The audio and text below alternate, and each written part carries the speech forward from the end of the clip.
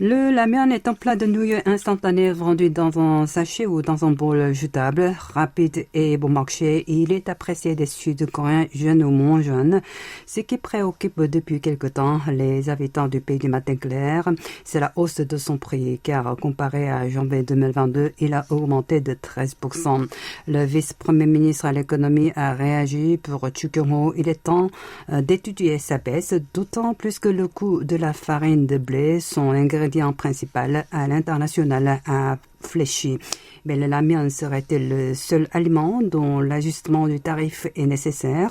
En effet, il a fallu payer cette année 29, 21 et 20% de plus comparé à l'année dernière pour acheter de la farine pour les galettes, des pâtes à l'italienne ainsi que du pain.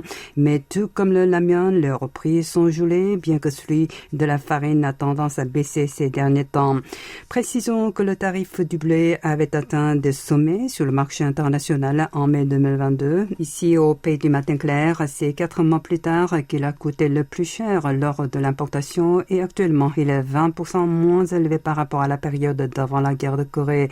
Une ménagère qui vit à Séoul s'est plaint au micro en disant que ce n'est pas un problème qui est apparu du jour au lendemain. Les prix montent à une vitesse incroyable lorsqu'ils augmentent, mais ils ne baissent jamais.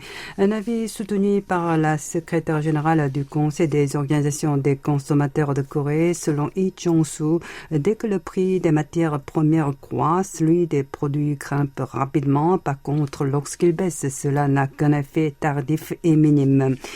Et le lamian n'est pas le seul produit témoin, c'est le cas d'autres aliments transformés à partir de la farine de blé.